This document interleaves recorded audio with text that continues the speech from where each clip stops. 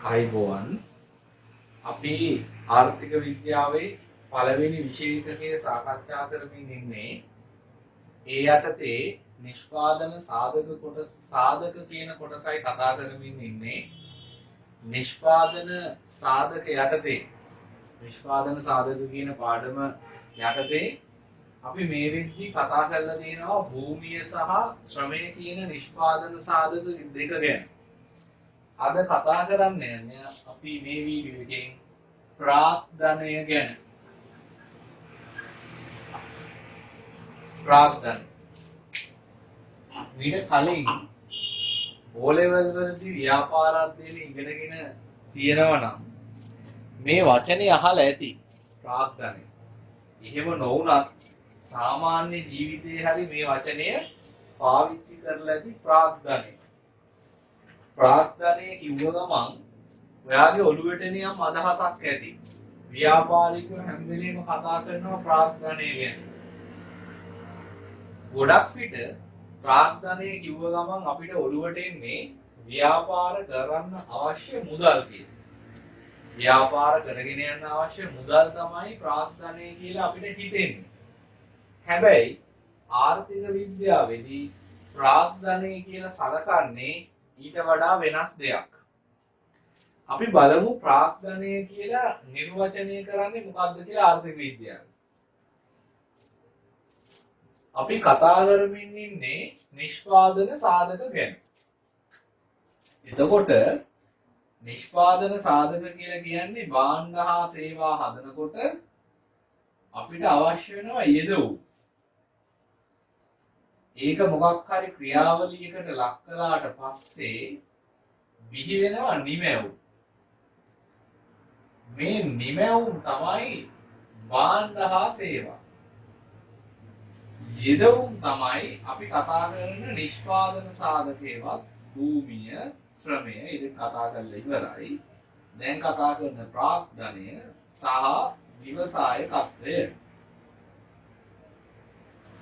ප්‍රාග්ධනය නිර්වචනය කරනකොට අපි පළවෙනියටම යොදා ගන්න වචනයක් භාණ්ඩ හා සේවා නිෂ්පාදනයට යෙදවුමක් ලෙස භාවිතා කළ හැකි.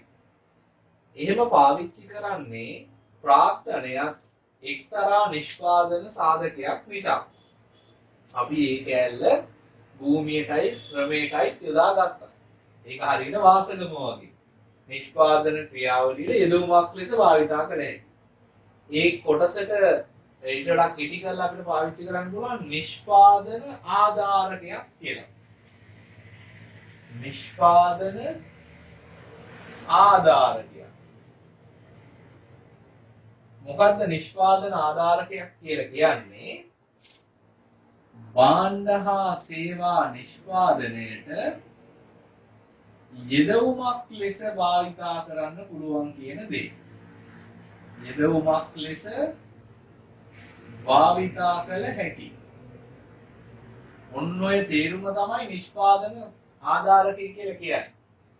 ඒතර ප්‍රාග්ධනයක් නිෂ්පාදන ආධාරකයක් වෙන්න ඕනේ. එහෙම නැත්නම් භාණ්ඩ හා සේවා නිෂ්පාදන ක්‍රියාවල යෙදවුමක් විදිහට ගන්න පුළුවන් වෙන්න ඕනේ. දෙවෙනි එක තමයි මේ ප්‍රාග්ධන යටතට ගැනෙන දේවල් මිනිසා නිපදවපු ඒවා එන්න ඕනේ. මිනිසා විසින් නිපදවු. හරිද? මෙන්න මේ වගේ නිෂ්පාදන ක්‍රියාවලියකට ලක් කරලා මිනිස්සු හදපු දේවල් වෙන්න ඕනේ. එතකොට මිනිස්සු හදපු නැති ඒවාක් තියනවද? භාණ්ඩ හා සේවා නිෂ්පාදනයේ යෙදවුමක් විතර ගන්න පුළුවන්. තියෙනවා. ඒ මොනවද? ඒ ස්වභාවික දේවල්. එහෙනම් පළවෙනි කතන්දරය ස්වභාවික දේවල් මිනිසා විසින් නිපද වූ දේවල් අපිට ප්‍රාග්ධනයේ විදිහට ගන්න බෑ. හරිද? මිනිසා විසින් හදපුවා විතරයි ප්‍රාග්ධනයට ගන්න. ඒකේ අර්ථය තමයි ස්වභාවිකව ඇති වෙච්ච ඒවා ගන්න බෑ ප්‍රාග්ධනයට. දැන් අපි භූමියට ගත්තේ ඉඩම, භූමි ප්‍රදේශය, ඊට පස්සේ ගංගාවල්, ඇලදොල, වනාන්තර, වනසත්තු, මුහුදේ ඉන්න මාළු ඕවා භූමියට ගත්තොත් ස්වභාවිකයි. ප්‍රාග්ධනයේට ඒවා ගන්න බෑ. ප්‍රාග්ධනයට ගන්න පුළුවන් මිනිසා විසින් ඉඳ කරපුවා. හරිද? ලක්ෂණ දෙකයි දැන්. නිෂ්පාදන ආධාරකයක්. ඒක නම් හැම නිෂ්පාදන සාධකෙම පොදුයි. ප්‍රාග්ධනයේ විශේෂ එකක් මිනිසා විසින් නිපදවුවා වෙන්න ඕන.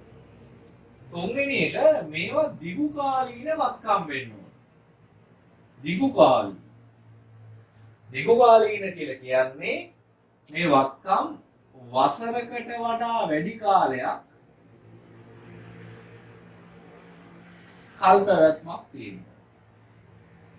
අපි ගාව තියෙන්න ඕනේ අපිට පාවිච්චි කරන්න පුළුවන් වෙන්න ඕනේ භාණ්ඩ හා සේවා හදන්න අවුරුද්දකට වඩා වැඩි කාලයක්. පැහැදිලිද? එතකොට අපි ගත්තොත් කර්මාන්ත ශාලාවක් නිෂ්පාදන ක්‍රියාවලියට ගන්න පුළුවන් ආධාරකයක් විදියට මිනිසානේ හදලා තියෙන්නේ. ඒ වගේම කර්මාන්ත ශාලාවකින් භාණ්ඩ හදන්න පුළුවන් අවුරුද්දකට වඩා වැඩි කාලයක්. එහෙනම් ඒක ප්‍රාග්ධනයට ගන්න පුළුවන්. හරිද? ඊට පස්සේ ඊළඟ ලක්ෂණය තමයි මේක මූර්තවත්කමක් වෙන්න ඕන. මූර්තවත්කම. ඒවල ප්‍රශ්නයක් තියෙනවා මොනවද මූර්තවත්කම් කියන්නේ? වත්කම් නම් ඔයා දන්නවා වත්කම් කියන්නේ අපිට තියෙන සම්පත්. ඉඩම්, ගොඩනැගිලි, කීර්ති නාමය, ණය ගැතියෝ, මුදල්, ආයෝජන අපිට තියෙන සම්පත්. ආර්ථික විද්‍යාවේදී ඔය වත්කම් වර්ග දෙකයි. මූර්ත වත්කම්, මූල්‍ය වත්කම්. මූල්‍ය හරිද? මූර්ත වත්කමක් කියලා කියන්නේ ඒකට භෞතික වටිනාකමක් තියෙනවා. දැන් ගොඩනැගිල්ලක් ගත්තොත් ඒ ගොඩනැගිල්ලට භෞතික වටිනාකමක් තියෙනවා. මොකද ඒක ඉඩකඩ තියෙනවා අපිට ඒකේ නවාතැන් ගන්න පුළුවන්, කර්මාශාලාවක් ඇති කරන්න පුළුවන්, නැත්නම් රැසීමක් කියන්න පුළුවන්, නැත්නම් පන්තියක් දාන්න පුළුවන්. භෞතික ප්‍රයෝජනයක් එක්ක ගැට ගැහිච්ච වටිනාකමක් තියෙනවා. ඒ වගේම එකට මුදල්මය වටිනාකමකුත් තියෙනවා. හරිද? ඒකේ මුදල්මය වටිනාකම ඇවිල්ලා තියෙන්නේ අර ප්‍රයෝජනය නිසා. අපිට මොකක් හරි දෙයකට පාවිච්චි කරන්න පුළුවන්. ඒ ප්‍රයෝජනය නිසා තමයි ඒකට මුදල්මය වටිනාකමක් ඇවිල්ලා. අපි පාරයිනේ ඉඩමක් විකුණනවා. සාමාන්‍යයෙන් පාරට වඩා මොකක් ඇතුලේ තියෙන ඉඩමකට වැඩිය පාරයිනේ ඉඩමක මිල වැඩි. මිල වැඩි උනත් මිනිස්සු ගන්නවා හේතුව ව්‍යාපාර ස්ථානයක් දාන්න පුළුවන් පහසුවෙන් මේ ප්‍රවාහන මේ මාධ්‍ය වලට පිවිසෙන්න පුළුවන්. ඒක ප්‍රයෝජනයක්. ඒ ප්‍රයෝජනේ නිසා තමයි අර මුදල්මය වටිනාකම හැදිලා තියෙන්නේ. හරිද? මූල්‍යවත්කම් කියන්නේ එහෙම ප්‍රයෝජනයක් නැහැ. මූල්‍යවත්කම් වල තියෙන්නේ මුදල්මය වටිනාකමක් පමණයි. භෞතික මූර්ත අපිට දැනෙන වටිනාකමක් නැහැ. අරක අපිට දැනෙනවා. මේක ගොඩනැගිල්ලක් මේකේ පුළුවන් එහෙම නැත්නම් ව්‍යාපාරයක් කරන්න පුළුවන් නැත්නම් මොනවා හරි අපිට අරගෙන තියෙන පුළුවන් ප්‍රයෝජනයක් තියෙනවා. ඒකත් එක්ක තමයි අර මුදල්මය ගේන්නේ. හැබැයි මූල්‍යවත්කම් වල එහෙම ප්‍රයෝජනයක් නැහැ. උදාහරණයක් සරල උදාහරණ තමයි අපි පාවිච්චි කරන විවහාර මුදල්. ඔය විවහාර මුදල් වල කිසිම වටිනාකමක් නැහැ. අපිට මුදල් වලින් මොනවා හරි කරන්න පුළුවන් රුපියල් 1000 කොලයක් අරගෙන. ඕකෙන් අපිට කිසිම ප්‍රයෝජනයක් අපිට ගන්න පුළුවන්. රුපියල් 1000 කොලෙන් කිසිම ප්‍රයෝජනයක් ගන්න බෑ. අපිට කන්න පුළුවන්ද? ඈ අපිට මොකද්ද බොන්න පුළුවන්ද? අපිට ඒකෙන් ආරක්ෂාව දිනනවද? මුකුත් ඒකේ නෑ. ඒකෙන් කරන්න පුළුවන් මුදල් වලින් එහෙම ප්‍රයෝජන තියෙන දේවල් මිලදී ගන්න පුළුවන්. රුපියල් 1000 ගන්න බෑ. හැබැයි කන්න පුළුවන් ඒවා රුපියල් 1000ක් දීලා ගන්න පුළුවන්. හරිද? එහෙනම් මූල්‍යවත්කම් වල තියෙන්නේ මුදල්මය වටිනාකමක් විතරයි. අර ප්‍රයෝජනයක් නැහැ. හැබැයි ඒක පාවිච්චි කරලා ප්‍රයෝජනයක් තියෙන දෙයක් මිලදී ගන්න හරි ඉදි කර ගන්න හරි පුළුවන්. තව උදාහරණයක් ගමු අපි. තව එකක් මේ ස්ථාවර තැන්පතුවක්. දැන් බැංකුවට ගිහිල්ලා ෆික්ස් ඩිපොසිට් එකක් දැම්මම ඔයාලට හම්බ වෙනවා සර්ටිෆිකට් එකක්. සහතික පත්‍රයක්. දැන් ඔය සහතික පත්‍රයෙන් මුකුත් කරන්න පුළුවන්ද? සහතික පත්‍රය දීලා කඩෙන් බඩු ගන්න පුළුවන්ද? ඈ එහෙම නැත්නම් අපි හිතමු සහතික පත්‍රය කන්න පුළුවන්ද? සහතික පත්‍රය දෙමිනවර තියාගන්න පුළුවන්ද? එහෙම ප්‍රයෝජනයක් නැහැ. ඒකේ තියෙන්නේ මුදල් මේ වටිනාකමයි. ඒකේ ගහලා තියෙන්නේ රුපියල් මිලියනයක ස්ථාවර තැන්පතුවක්. කවදා හරි කල්පිරේන දවසට බැංකුවට දුන්නාම රුපියල් මිලියනක් දෙන්න. ඒකෙන් ඊට පස්සේ අර ඕන දේවල් ගන්න පුළුවන්. හරිද? ආර්ථික විද්‍යාවේ ප්‍රාග්ධනයේ විදිහට ගන්න මොනවද? මූර්තවත්කම් විතරයි. මූල්‍යවත්කම් ආර්ථික විද්‍යාවේ ප්‍රාග්ධනයේ විදිහට ගන්නෙ නැහැ. ඒ නිසා තමයි මම කිව්වේ අපිට ප්‍රාග්ධනයේ කිව්ව ගමන් ඔළුවට එන්නේ මුදල්. හැබැයි ආර්ථික විද්‍යාවේදී මුදල් ප්‍රාග්ධනයේ විදිහට ගන්නෙ නැහැ. ඒකටත් හේතුවක් තියෙනවා. මේ බලන්න. ඔයා ව්‍යාපාරයකට ඔය BS කරන උනේ accounts කරනකොට O level වල ඉගෙන ගන්න නැති ගිණුම් කරන සමීකරණය කියලා. අපි දානවා එකට ව්‍යාපාරිකයා ව්‍යාපාරයට මුදල් රැගෙන ආව මිලියනයයි. ඉතින් ඔබ මොකද කරන්නේ? මුදල් වත්කම වැඩි කරනවා, හිමිකමත් ඔන්න වැඩි වෙනවා. හරිද? එතකොට පළවෙනියට මොකද උනේ? ව්‍යාපාරිකයා මුදල් රුපියල් මිලියනයක් ගෙනාවා. හරිද? එතකොට ඊළඟට අපි රුපියල් මිලියනේ මොකද කරන්නේ? අපි ওই රුපියල් මිලියනෙන් ඊට පස්සේ ව්‍යාපාරයට අවශ්‍ය දේවල් ගන්නවා. අපි මේකෙන් තොග ගන්නවා, යන්ත්‍ර ගන්නවා, ගොඩනැගිල්ලක් හදනවා. හරිද? ඉතින් අපි මේකේ යන්ත්‍ර ගත්තා ලක්ෂ 3ක්. ඊට පස්සේ ගොඩනැගිල්ලක් හැදුවා ලක්ෂ 7ක්. ඔන්න රුපියල් මිලියනේ කරපු දෙය. අපි මේ දෙක තමයි ප්‍රාග්ධනයට ගන්නෙ. ආර්ථික විද්‍යාව. දැන් මේ දෙක ගන්න එක තමයි මේකෙන් කළේ. රුපියල් මිලියන. ඒ නිසා මේ භෞතික දෙක නැත්නම් මූර්තවත්කම් ටික ගන්න නිසා ආයි මූල්‍යවත්කමක් ගන්න ඕනේ නැහැ. මොකද මුදල් වලින් තමයි මේ දෙක අරගෙන තියෙන්නේ. පැහැදිලිද? එහෙනම් ආර්ථික විද්‍යාවේදී මූල්‍යවත්කම් ගන්න නැහැ ප්‍රාග්ධනයට ගන්න මොනවද මූර්තවත්කම්. හේතුව ඇහුවොත් මොකද්ද? හේතුව තමයි මූල්‍යවත්කම් කියන එහෙම නැත්නම් මුදල් කියන ඒවා භාණ්ඩ හා සේවා නිෂ්පාදනයේ යෙදවීමක් විදිහට පාවිච්චි කරන්න බෑ. සල්ලි කොලයකින් මුකුත් භාණ්ඩ හදන්න පුළුවන්ද? බෑ.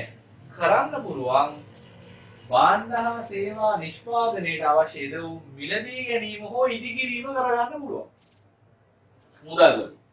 එහෙම ඉදි කරපු මිලදී ගත්ත මූර්තවත්කම් ටික අපි ප්‍රාග්ධනයට ගන්න නිසා ආයිම ඒ වත්කම් ටික ගන්න පාවිච්චි කරමු මුදල් ටිකක් ගන්න බෑනේ. එහෙම වුණොත් එහෙම ප්‍රාග්ධනය දෙගුණ වෙනවා. දැන් මේ මිලියනයක් අරගෙන.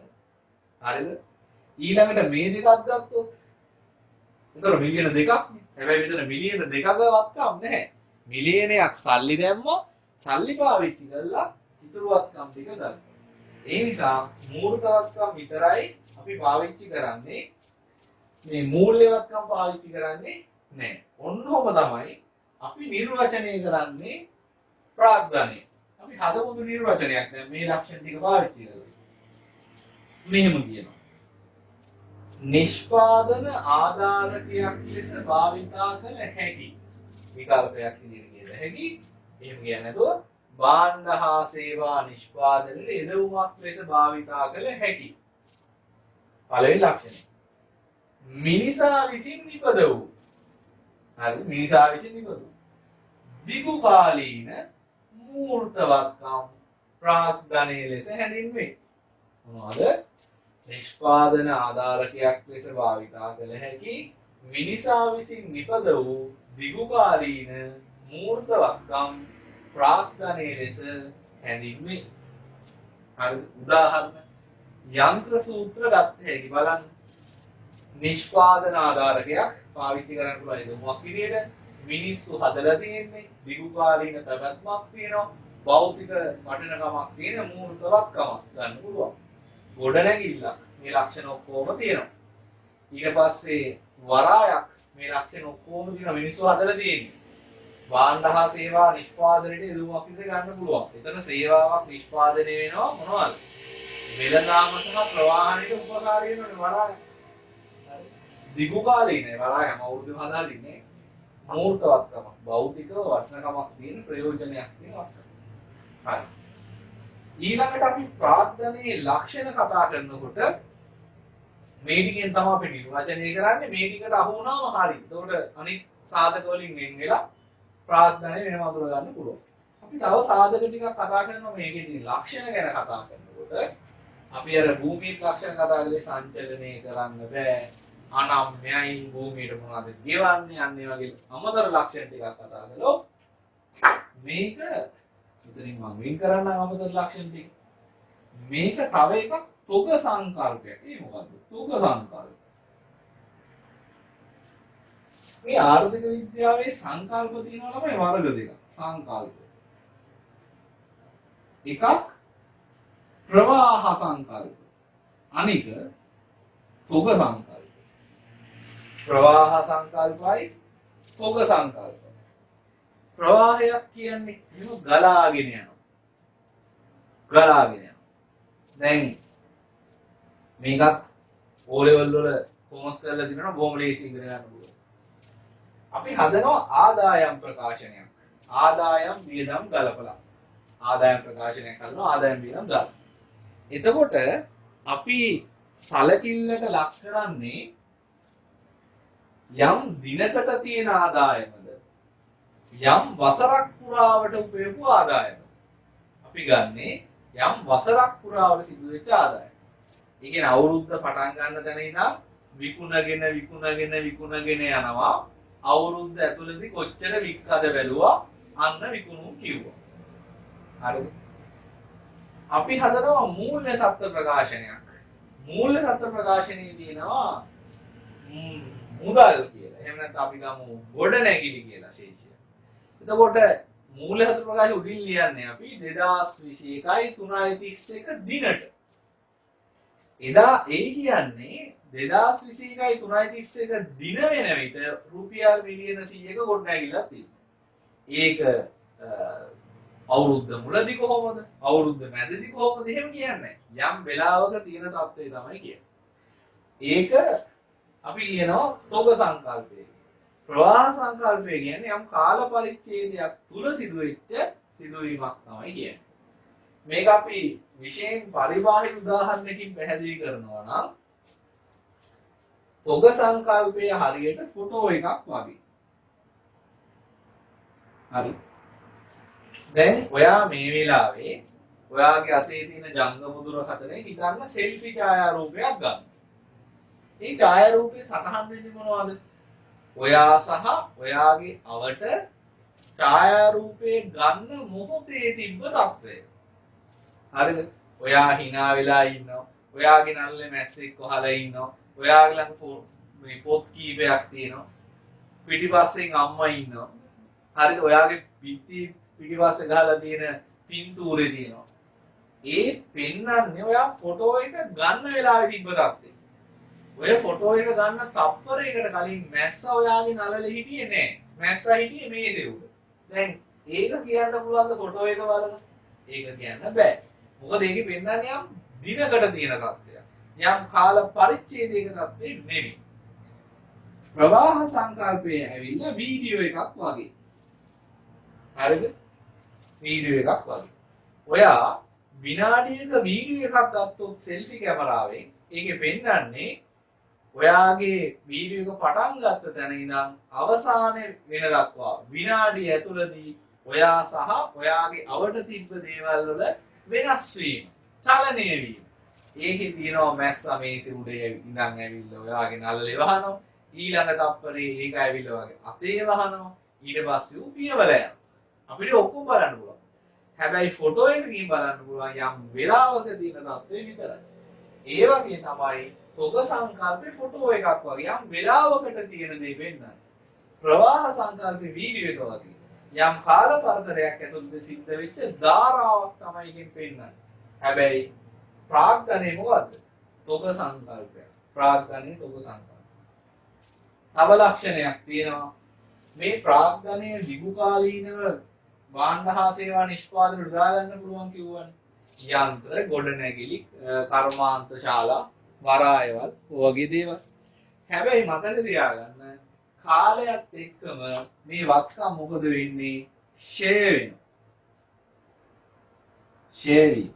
මේක ප්‍රාග්ධනයේ තියෙන තව ලක්ෂණයක්. මොකද්ද? ෂේ වෙන එක. මේ වත්කම් වල අගේ එන්න අඩු වේගෙන යනවා භාවිතයත් සමග. යම් වෙලාවකදී මේක අපිට නිෂ්පාදන කටයුතු වලට පාවිච්චි කරන්න බැරි වෙනවා. එතකොට අපිට ඒක නිෂ්පාදන කටයුතු වලින් අයින් කරලා ඒ වෙනකොට වෙන එකක් ගන්න වෙනවා. වාහනයක් පළවෙනි දවසේ ගත්තා වගේ නෙමෙයිනේ අවුරුද්දකින්. ඒ වගේ නෙමෙයි අවුරුදු දෙකකින්. අවුරුදු 5කින් එහෙම නෙමෙයි. අවුරුදු 10කට පස්සේ තවදුරටත් මේක ගමනාගමනට යොදා ගන්න බෑ. එහෙනම් අපි මේක අයින් කරන්න ඕනේ. ඒක තමයි ෂේ වෙනවා කියලා කියන්නේ. හරි. ඊළඟට ප්‍රාර්ථනය කාගෙන් හරි ගන්නවා නම් එයාට කරන්න ඕනේ ගෙවීමට අපි කියන්නේ මොකද්ද? පොලිය. ප්‍රාර්ථනයට කරන ගෙවීමට කියන්නේ පොලිය. ඔන්න ඔහු තමයි ප්‍රාර්ථනය හඳුනා ගන්න හැටි සහ ප්‍රාර්ථනයේ ලක්ෂණ ටික. ඔයා ඉන්නවා ටියුබ් එකේ 31 වෙනි පිටුවට 31 වෙනි පිටුව. හරි. ඒකේ උඩම තියෙනවා ප්‍රාග්ධනය කැපිටල් භාණ්ඩ හා සේවා නිෂ්පාදනය කිරීමේ ක්‍රියාවලියට උන පළවෙනි එක මිනිසා විසින් නිර්මාණය කරන ලද දිගු කාලීන මූර්ත වත්කම් හයිලයිට් කරගන්න ඒ ඔක්කොම හයිලයිට් කරන්න ඕනේ භාණ්ඩ හා සේවා නිෂ්පාදනය කිරීමේ ක්‍රියාවලියට කියන එකට අංක 1 දාන්න එක උඩින් මිනිසා විසින් නිර්මාණය කරන ලද කියන එක අංක 2 දාන්න. දිගු කාලීන කියන එක අංක 3 දාන්න. මූර්ත වත්කම් වලට අංක 4 දාන්න. උදාහරණ කම්හල් ගොඩනැගිලි යන්ත්‍ර වරාය මහා මාර්ග එළවේලි ගුවන් තොටුපොළ. ප්‍රාග්ධනයේ ලක්ෂණ. පළවෙනි එක මිනිසාගේ නිර්මාණයක් වීම. එනම් ස්වභාව ධර්මයෙන් ලැබුවක් නොව මිනිස් මැදිහත් වීමෙන් නිෂ්පාදන සාධක සංයෝග කර නිපදවා ඇති බවයි. ඒකේ හයිලයිට් කරන්න ස්වභාව ධර්මයෙන් ලැබුවක් නොව මිනිස් මැදිහත් වීමෙන් නිපදවා ඇති බවයි කියන ටික. අංක 2 දිගු කාලීන වත්කම් වීම. ඒ යටතේ කියනවා ප්‍රාග්ධනයේ ලෙස සලකන්නේ වසරකට වැඩි කාලයක් නිෂ්පාදන ක්‍රියාවලියට යොදාගත හැකි දිගුකාලීන වත්කම්ය. ඒ අනුව ප්‍රාග්ධනය නැවත නැවත භාණ්ඩ හා සේවා නිෂ්පාදන ක්‍රියාවලියට දායක කරගත හැකිය. හයිලයිට් කරන්න වසරකට වැඩි කාලයක් නිෂ්පාදන ක්‍රියාවලියට යොදාගත හැක කියන එක. ඊළඟට කියනවා ප්‍රාග්ධනය මූර්ත සංකල්පයකදී තවද එය තොග සංකල්පයකදී. මේ පළවෙනි එක මූර්තයි ඊට පස්සේ තොගයි. හරි ලියමු මෙහෙම ලියන්න ආර්ථික විද්‍යාවේ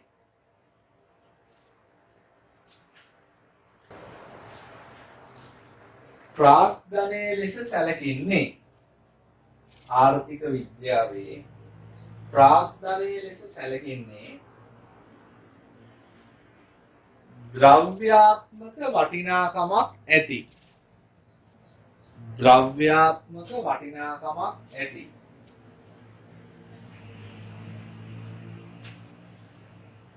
වත්කම් හෙවත් ද්‍රව්‍යාත්මක වටිනාකමක් ඇති වත්කම් හෙවත් මූර්ත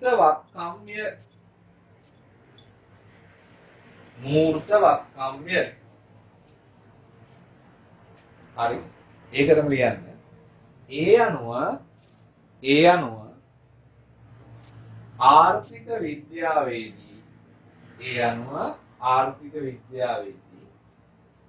මුදල්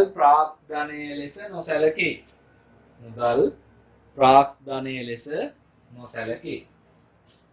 ඊළඟ ඡේදයෙන් ලියන්න.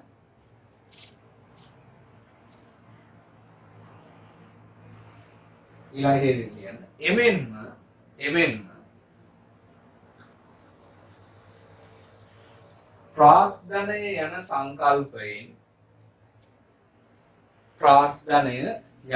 සංකල්පයෙන්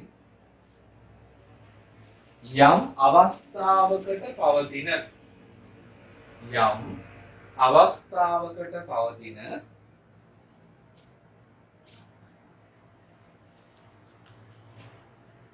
ප්‍රාග්ධන වත්කම් තොගයක් අදහස් වේ.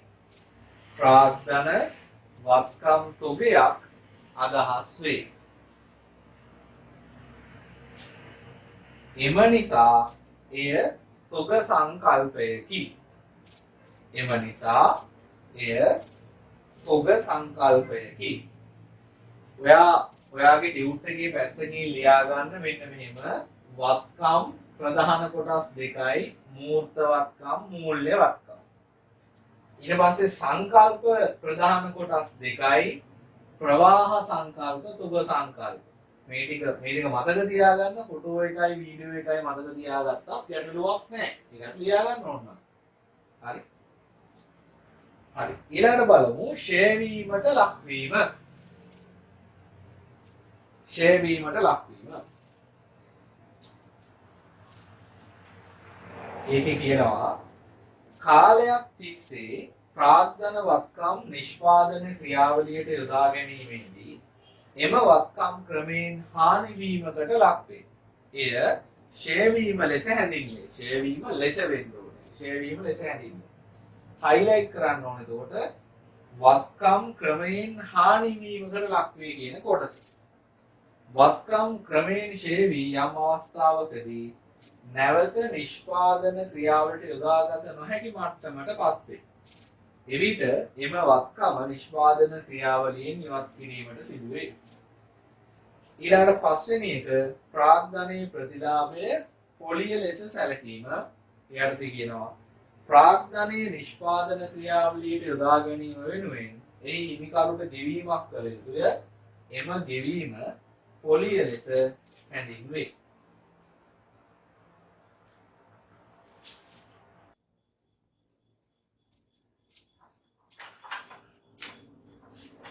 ඊළඟට අපි දැන් ඉගෙන ගත්ත ප්‍රාග්ධනය කියන්නේ මොකක්ද කියලා. ඊළඟට අපි බලන්න යන්නේ ප්‍රාග්ධනය කියන වචනේ තියෙන පද කීපයක්. ආර්ථික විද්‍යාවේදී පාවිච්චි වෙන. හරිද? ප්‍රාග්ධනය කියන වචනේ තියෙන පද කීපයක්. නැත්නම් අපි කියන්න පුළුවන් ප්‍රාග්ධනයේ විවිධ ප්‍රභේද කියලා.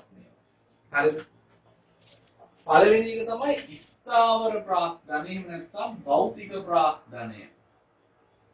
ස්ථාවර ප්‍රාග්ධනය එහෙම නැත්නම් කියන්න පුළුවන් භෞතික ප්‍රාග්ධනය. අපි මෙච්චර වෙලා කතා කළේ ওই ප්‍රාග්ධනය ගැන තමයි.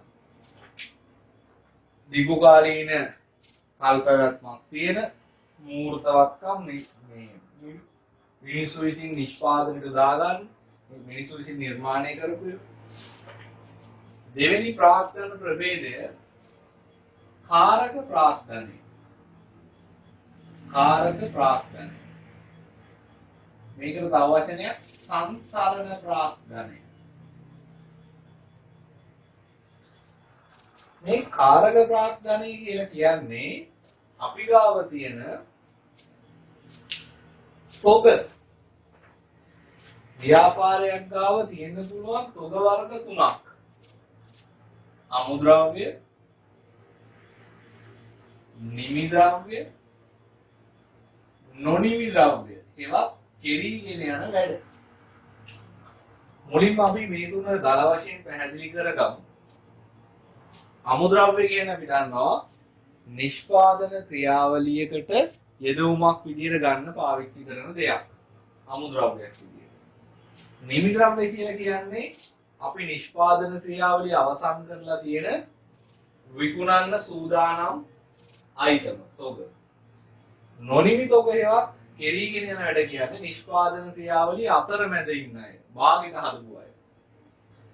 දැන් මේකේ පොඩි ප්‍රශ්නයක් තියෙනවා. අපි මේ ප්‍රාග්ධනයට කතා කරපු ඔක්කොම වගේ දීර්ඝකාලීන වත්කම් නැත්නම් අපි මූල්‍ය තත්ත්ව ප්‍රකාශයක් හැදුවාම ජංගම නොවන වත්කම් ගණයට දාන ඒවා. හැබැයි මේ තොග අපි දාන්නේ ජංගම වත්කම් වලට. තොගේ දාන්නේ ජංගම වත්කම් වලට. එහෙනම් අපි ප්‍රශ්නයක් අහන්න ඕනේ ඇයි ජංගම වත්කම් ඒ කියන්නේ කෙටි කාලයක් ව්‍යාපාරය ඇතුළේ තියෙන වත්කම් ප්‍රාග්ධනයේ විදිහට ඇතුළත් කරන්නේ කියලා. ඒකට උත්තර දෙන්න තමයි දැන් අපි මේ යන්නේ. දැන් හොඳට බලන්න. දැන් අපි මුලින්ම බලමු ඇයි අපි නිමි ද්‍රව්‍ය තොගයක් තියාගන්නේ. නිමි ද්‍රව්‍ය තොගයක් තියාගන්නේ ඇයි කියලා බලමු. දැන් අපි හිතමු අපේ ව්‍යාපාරයේ භාණ්ඩ විකිණෙන්නේ ඒකක 1000යි කියලා. භාණ්ඩ විකිණෙන්නේ ඒකක 1000යි.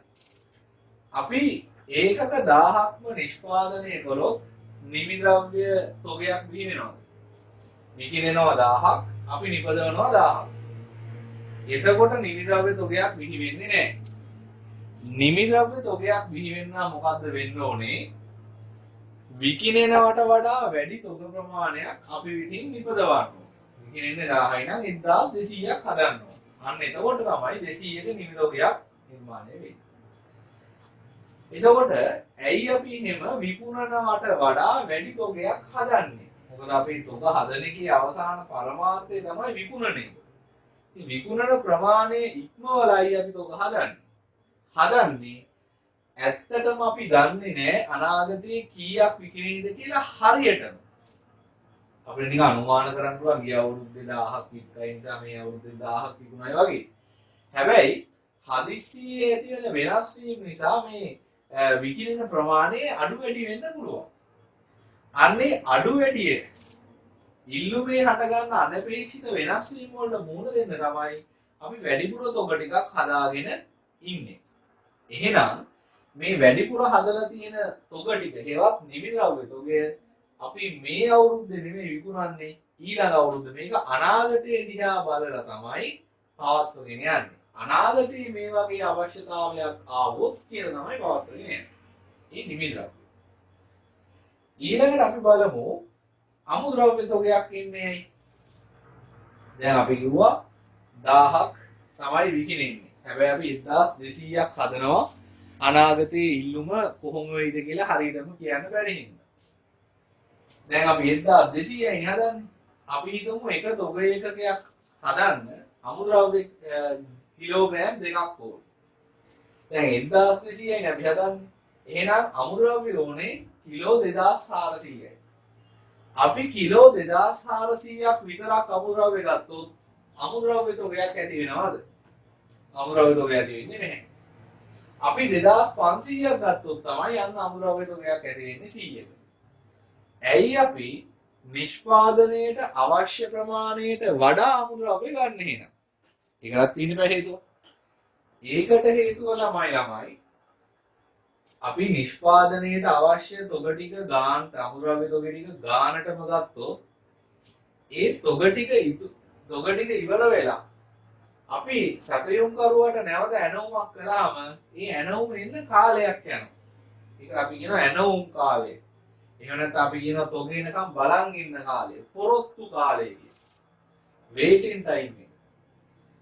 එතකොට මේ පොරොත්තු කාලෙදී අපිට නිෂ්පාදන කටයුතු කරගන්න විදිහක් නැහැ. මොකද අපි ගාව තොගයක් නැහැ. පැහැදිලිද කියන එක. එහෙනම් අපි අඛණ්ඩව නිෂ්පාදන කටයුතු කරගෙන යන්න ඕනේ නිසා තමයි අවශ්‍ය නිෂ්පාදනයට අවශ්‍ය අමුද්‍රව්‍ය ප්‍රමාණයට වඩා වැඩියෙන් අමුද්‍රව්‍ය ගන්නෙ.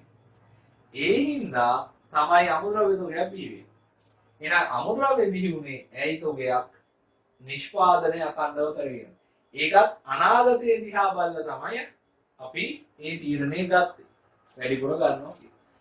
නොනිමි තොග ඇති වෙන්නේ මේ ක්‍රියාවලිය නිසාම තමයි. අපි විකිරණවල වඩා වැඩියෙන් හදන්න උත්සාහ කරන නිසා තමයි යම්කිසි කාල පරිච්ඡේදයක් අවසානයේට භාගයට හදපුවා තියෙන්නේ. විකිරණ ප්‍රමාණය හැදුවා නම් ආයි භාගයට හදන ඒව නෑනේ. හරි.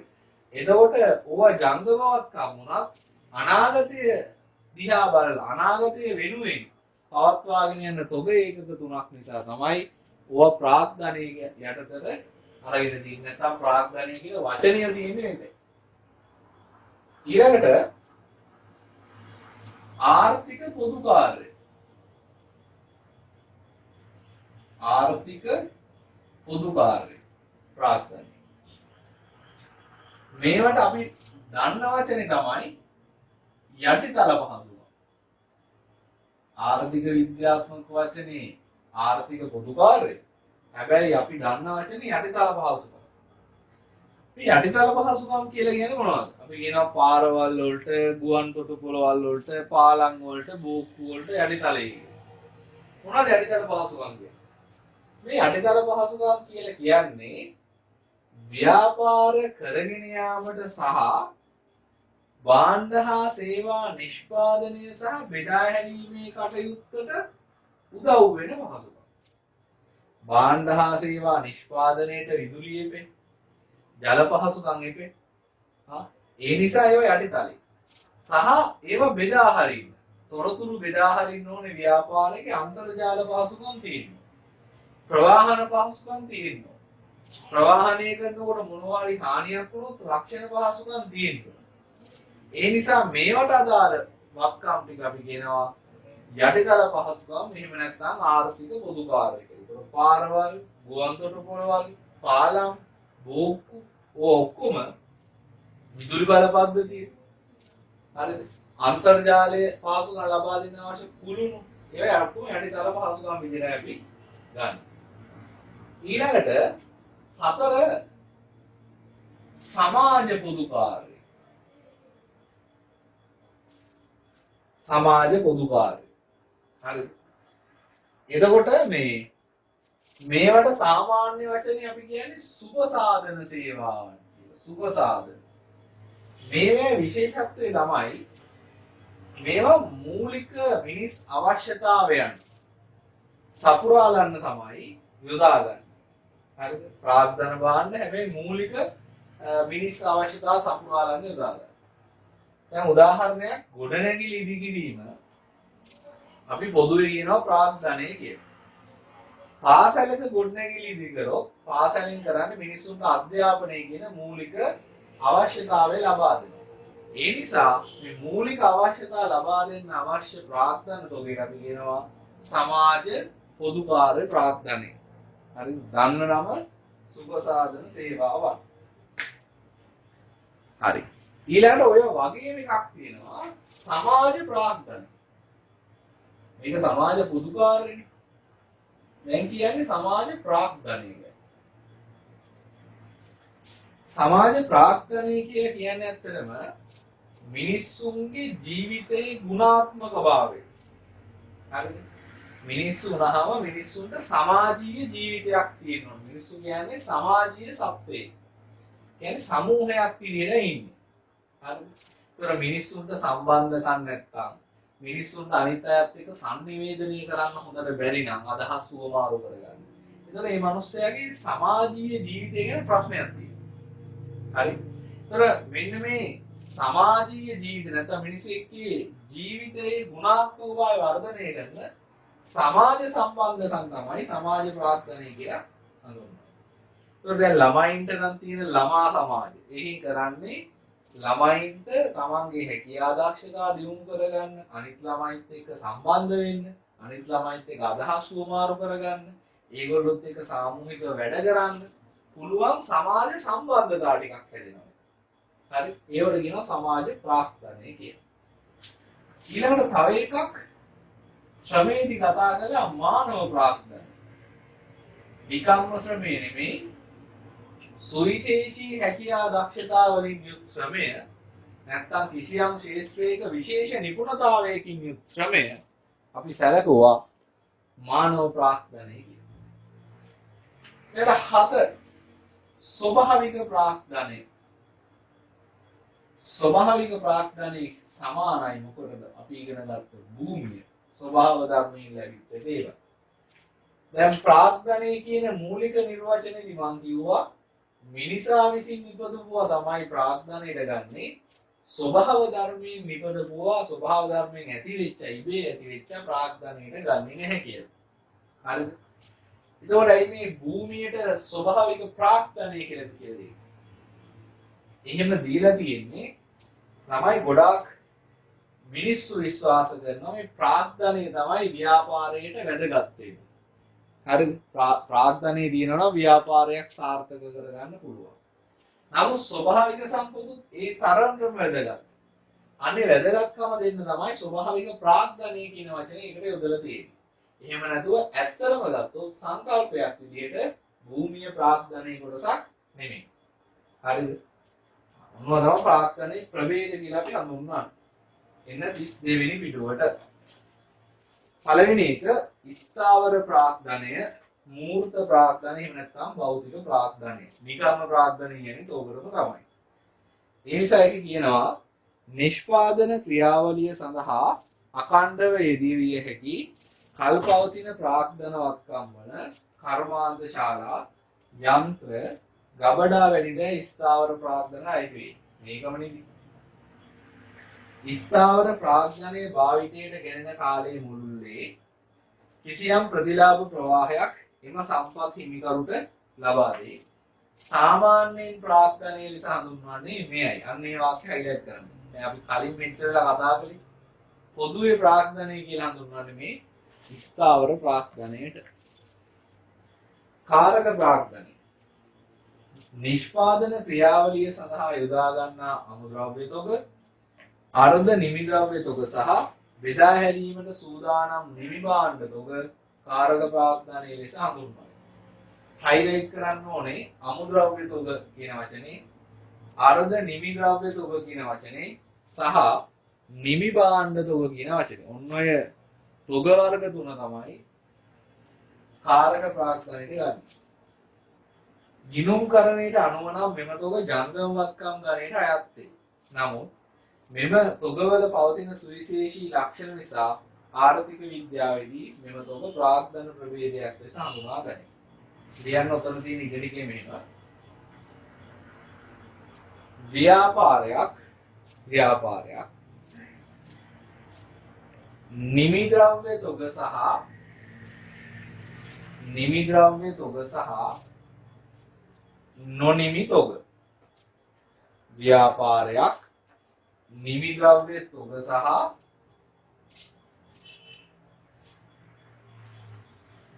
නොනිමි තොග. නොනිමි තොග කියන තැන වරහන් ඇතුලේ ලියන්න. නොනිමි තොග කියන තැන වරහන් ඇතුලේ ලියන්න. කෙරීගෙන යන වැඩ. කෙරීගෙන යන වැඩ. කෙරීගෙන යන වැඩ. නොනිමි ද්‍රව්‍ය වල ලියනවා කෙරීගෙන යන වැඩ. පවත්වා ගන්නේ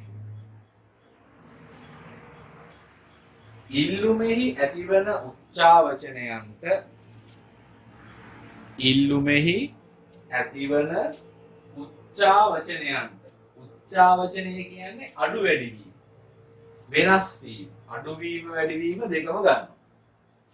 උච්චාවචනයන්ට සාර්ථකව මුහුණ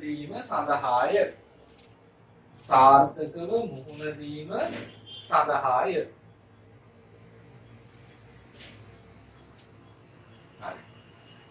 අලුත් රූලක වෙනම ඡේදකින් ලියන්න. අමුද්‍රව්‍ය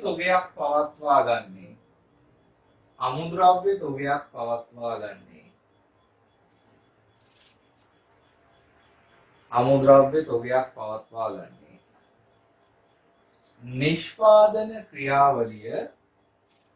නිෂ්පාදන ක්‍රියාවලිය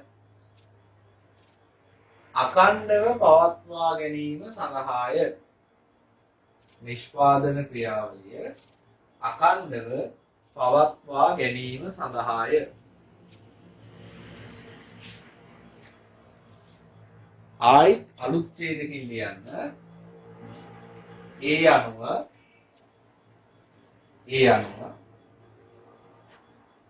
මෙම තොග වර්ග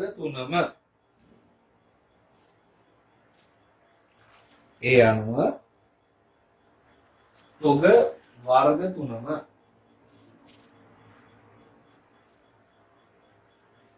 වර්තමාන අවශ්‍යතාවයන් නොව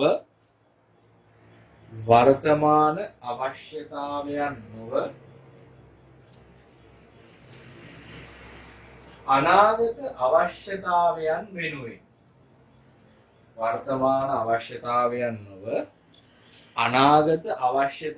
වෙනුවෙන්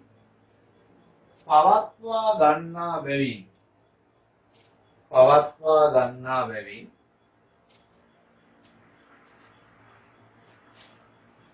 පවත්වා ගන්නා බැවින් ආර්ථික විද්‍යාවේදී ප්‍රාග්ධන ප්‍රභේදයක් ලෙස හඳුනා ගැනේ.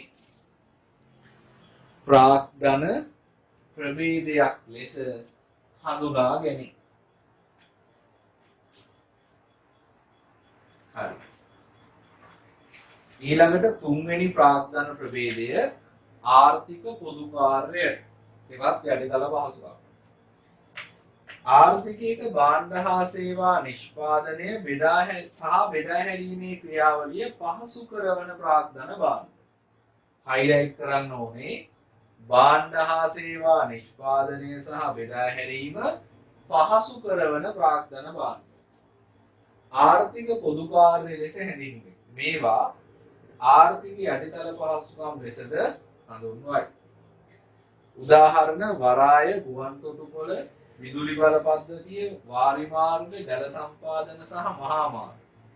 ඔය ඔක්කොගෙම කරන්නේ භාණ්ඩ හා නිෂ්පාදනයේට හරි නිපදවුවා බෙදා හරින්න හරි දායක වෙනවා.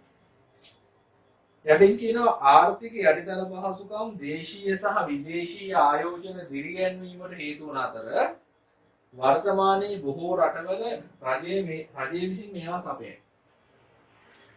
එළමයි ව්‍යාපාරිකයෙක් ව්‍යාපාරයක් කරන්න තෝරගන්න. දැන් දේශීය ව්‍යාපාරිකයෙක් නම් ලංකාව ඇතුළේ ව්‍යාපාරයක් කරන්න තැනක් තෝරගන්න. එයා බලනවා මේ ව්‍යාපාර ස්ථාන කරන තැනට ලයිට් තියෙනවා. වතුර තියෙනවා. අද නම් බලනවා අන්තර්ජාල පහසුකම් තියෙනවා. ඊට පස්සේ එතෙන්ට ළඟා වෙන්න හොඳ මාර්ග පද්ධතියක් තියෙනවද? අමුද්‍රව්‍ය සපයා ගන්න ළඟද? ඊට පස්සේ අපි හදපුවා වෙළඳපොළට අරගෙන යන හොඳ මාර්ග පද්ධතියක් තියෙනවා.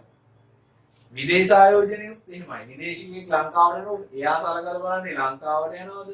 බංග්ලාදේශයට යනවද? මැලේසියාවට, වියට්නාමයට යනවද කියලා එයා බලන්නේ. ඒතර එයා බලනවා මේ පහසුකම් කොන රටේද වැඩි. මොකද මේ පහසුකම් තියෙනකොට ව්‍යාපාර කරන්න ලේසියි. මේ පහසුකම් ප්‍රමාණාත්මකව ඒ වගේම ගුණාත්මකව හොඳ මට්ටමක නැත්තම් අර ව්‍යාපාර කටයුතු ටික කරගෙන යන්න අමාරු වෙනවා. හරිද? ඒ නිසා තමයි කියන්නේ මේ වගේ යටිතල පහසුකම් තියෙන ව්‍යාපාර වලට තමයි ප්‍රමුඛතාවය හම්බෙන්නේ මේ ආයෝජනය කරන්නේ ආයෝජකයා. ඒ නිසා ගොඩක් වෙලාවට රජයේ මේවා සපේනවා ආයෝජන ධෛර්යමත් කරනවා. ඊළඟ සමාජ පොදු කාර්ය ප්‍රාග්ධනය මූලික මිනිස් අවශ්‍යතාවයන් සපුරාලීම සඳහා යොදා ගනු ලබන සේවාවන් සම්පාදනය කරන ප්‍රාග්ධන භාණ්ඩ. ප්‍රාග්ධන භාණ්ඩ මේකදී යොදාගන්නේ මූලික මිනිස් අවශ්‍යතාවයන් ඉෂ්ට කරගන්න. හයිලයිට් කරන්න මූලික මිනිස් අවශ්‍යතාවයන් සපුරාලීමට යොදා ගනු ලබන කියන කොටස. සමාජ පොදු කාර්ය මගින් සමාජ සුබ සාධන ඉටුවේ. ඒකත් හයිලයිට් කරන්න සමාජ සුබ සාධන ඉටුවේ. උදාහරණ අධ්‍යාපන ශාස්ත්‍රයේ පාසල් ගොඩනැගිලි. නිකම්ම ගොඩනැගිලි නම් පොදුවේ ප්‍රාග්ධනය. හැබැයි අධ්‍යාපන ශාස්ත්‍රය නිසා සමාජ පොදු කාර්ය ගණයට ගත්තේ. සෞඛ්‍ය ශාස්ත්‍රයේ ගොඩනැගිලි, ශල්‍යාගාර, පරීක්ෂණාගාර, කුණු කසල ඉවත් කරන නල පද්ධති, පානීය ජල සම්පාදන පද්ධති. ඕවා ඔක්කොම සමාජ පොදු කාර්ය. පහ මානව ප්‍රාග්ධන. ඒක මම විශේෂයෙන් කියවන්නේ ශ්‍රමයේදී කතා කරමු නිසා. ස්වභාවික ප්‍රාග්ධනය ආර්ථිකයේ පවත්නා ස්වභාවික සම්පත්. හයිලයිට් කරන්න ස්වභාවික සම්පත් කියන එක.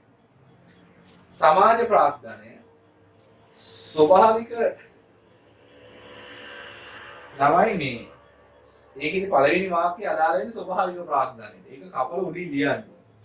සමාජ ප්‍රාග්ධනයේ පළවෙනි මේ වාක්‍යයේ තියෙන ස්වභාවික ප්‍රාග්ධනයේ සුලභ වීම ආර්ථිකයේ වැදගත්කම කියන්නේ. ඒක උඩේකටයි තියෙන්නේ ස්වභාවික ප්‍රාග්ධනය. ඒක හදාගන්න.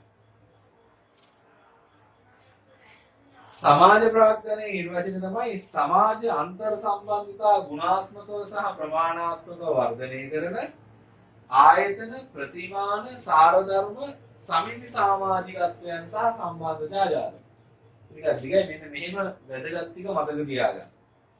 අන්තර් සම්බන්ධතා වර්ධනය කෙරෙන. ඒ ටික හයිලයිට් කරන්න. අන්තර් සම්බන්ධතා කියන වචන දෙකයි වර්ධනය කෙරෙන කියන වචන දෙකයි. සම්බන්ධතා සමාජිකත්වයන් සහ සම්බන්ධතා ජාල. අර මැද්දේ තියෙන ගොඩාක් ලොකු විස්තරය ඕනේ නැහැ. කිව්වම හරි. ළමා සමාජ මරණාධාර සමිති සහ සිංහ සමාජය. අපි ඇවිල්ලා තියෙන්නේ ප්‍රාග්ධනයේ අන්තිමටම. අන්තිම කතාව.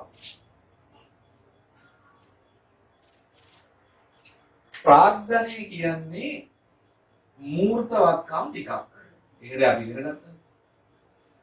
මේක තොග සංකල්පයක් කියලා අපි කියනවා. ඒ කියන්නේ අපි නිෂ්පාදන ක්‍රියාව යොදා ගන්න පුළුවන් දිගු කාලීන කල්පවැස්මක් තියෙන වත්කම් ටිකක් එක්කෝ හදන්න ඕනේ. එහෙම නැත්නම් වෙන කෙනෙක්ගේ මිලදී ගන්න ඕනේ. ඒ තොගයට තමයි ප්‍රාග්ධනය කියලා කියන්නේ. එතකොට ඔයාලට තේරෙන්න ඕනේ ප්‍රාග්ධනය කියන එක ඉබේ බිහි වෙන්නේ නැහැ. කවුරු හරි මුදල් වියදම් කරලා එක්කෝ ප්‍රාග්ධනවත්කම් මිලදී ගන්න ඕනේ. එහෙම නැත්නම් ඉදි කරන්න. එතකොට මේකට මුදල් ප්‍රවාහයක් යොදවන්න ඕනේ. මම කියන්නේ මුදල් ගන්නෙ නෑ ප්‍රාග්ධනයේට. මුදල් පාවිච්චි කරලා ප්‍රාග්ධන වත්කම් වැදුවා මේ වත්කම් ටික ගන්නවා. ඒතර වත්කම් ඉබේ බිහි වෙන්නේ නෑනේ. කියන්නේ මුදල් ආයෝජනය කළොත් තමයි ප්‍රාග්ධනෙ බිහි වෙන්නේ. මෙන්න මේ ප්‍රාග්ධන වත්කම් බිහි කිරීම සඳහා මුදල් යොදවනවට අපි කියනවා ආයෝජනය කියලා. ආයෝජනයේ ප්‍රතිඵලය තමයි ප්‍රාග්ධනය කියන්නේ. හරි. ආයෝජනය කියන්නේ ඒතකොට ප්‍රාග්ධනවත්කම් සඳහා මුදල් යෙදවීම. ප්‍රාග්ධනවත්කම් නිර්මාණය කරන්න මුදල් යෙදවීම. ඒකේ අවසාන ප්‍රතිඵලය තමයි ප්‍රාග්ධනය කියන්නේ. පැහැදිලිද? එතකොට ආයෝජනය කරන්න නම් ප්‍රාග්ධනවත්කම් බිහි කරන්න නම් කවුරු හරි මුදල් යොදවන්න ඕනේ. ආයෝජනය කරන්න ඕනේ. මුදල් යොදවන්න පුළුවන් මුදල් වැඩිපුර තියෙන අයට. අතිරික්ත මුදල් තියෙන නම් මුදල් යොදවන්න පුළුවන්. ඒ නිසා ආයෝජනයේට මුදල් හොයාගන්න ඉතුරුම් වලින්. ඉතුරු කරපු මුදල් තමයි ආයෝජනය කරන්නේ.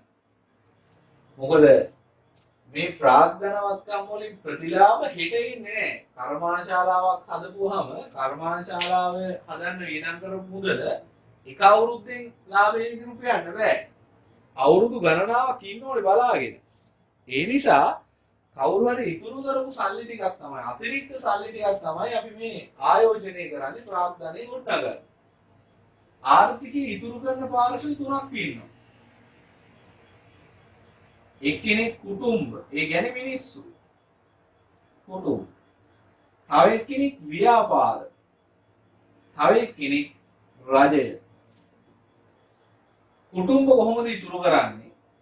කුටුම්බ තමන්ට ආදායමක් හම්බුනහම ඒකෙන් ටිකක් පරිභෝජනය කරනවා. ඔක්කොම පරිභෝජනය කරන්නේ නැහැ. පරිභෝජනයට යොදා නොගත් කොටස ඉතුරු කරනවා. අන්න කුටුම්බ වල ඉතුරු. අපිට ආදායමක් හම්බ වෙනවා. අපි ටික එදිනදා භාණ්ඩ ගන්න වියදම් කළාට පස්සේ ඉතුරු වෙන ටික අතිරික්තය තමයි ඉතුරු කියලා කියන්නේ. කුටුම්බ වල ඉතුරු. ව්‍යාපාරවල ඉතුරු කියලා කියන්නේ ව්‍යාපාරයක් ආදායම් උපයනවා. ඒ ආදායම් උපයන විවිධ වියදම් කරනවා. වියදම ඉක්මවා උපයගත් ආදායමට අපි කියනවා. එහෙම නැත්නම් ආදායම් සහ වියදම් අතර වෙනස අපි කියනවා ලාභය කියලා. ලාභයේ අයිතිකාරයට. හරිද? හිතන්න අපි කෑම කඩයක් කරනවා. පළවෙනි මාසේ වැළුවාම අපි ලක්ෂ 10ක් ආදායම් උපයලා ලක්ෂ 4ක් වියදම් කරනවා. දැන් ලක්ෂ 6ක් ලාභයි. මේ ලක්ෂ 6ට කරන්න පුළුවන් දේවල් දෙකක් තියෙනවා. එකක් ව්‍යාපාරිකයට දෙන්න පුළුවන් ඔයා මේක ගෙදර අරන් යන්න. මොකද ව්‍යාපාරයේ අවසානයේ ව්‍යාපාරිකයගේ අපි ව්‍යාපාරයයි ව්‍යාපාරිකයයි දෙන්නේ කියලා ගිනුම් තිබ්බට ව්‍යාපාරයේ උපයපු ලාභයයි ව්‍යාපාරිකයට. එයානේ ව්‍යාපාරය කළේ. එයාට පුළුවන් මේ ලක්ෂ 6 ගෙදර අරන් යන්න. එතකොට හැබැයි අපේ කෑම කඩේ තිබ්බ මට්ටමෙම තමයි තියෙන්නේ. අලුතෙන් රාක්කයක් ගන්න බෑ. අලුතෙන් මේක ලස්සනට හදන්න බෑ. අලුතෙන් මේස ටිකක් හදා ගන්න බෑ. අලුතෙන් කොත්තු ගහන තැනක් හදා ගන්න බෑ. ඒව බෑ. මොකද ලාභය අරගෙන ගියා ව්‍යාපාරිකයා එයාගේ පෞද්ගලික ප්‍රයෝජනය. හැබැයි උපයපු ලාභය ව්‍යාපාරයේ කියාට නොදී තියාගත්තොත් අන්න ඒක අතිරික්ත මුදලක්. දැන් මේ ලක්ෂ 6 පුළුවන් කුටු ගන්න, මේස ගන්න, ලස්සනට හදන්න, බල්බ් දාන්න, ඒ නිසා කුටු ව්‍යාපාරවල ලාභය කියන්නේ ව්‍යාපාරවල ඉතුරුම් කියන්නේ නොබිදූ ලාභ.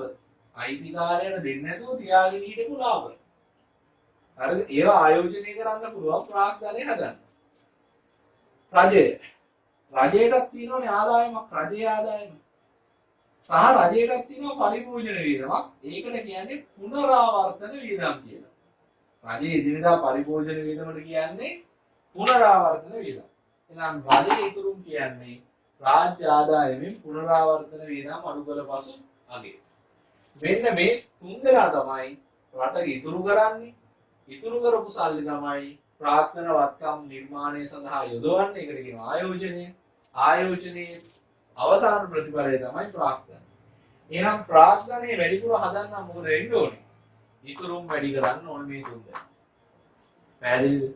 ඔය විදිහට ඉතුරුම් ආයෝජනය සහ ප්‍රාර්ථනය අතර සම්බන්ධයක් තියෙනවා. ඔක විභාගෙට අහන්න පුළුවන් කොටසක්. 33 වෙනි වීඩියෝ අන්තිම.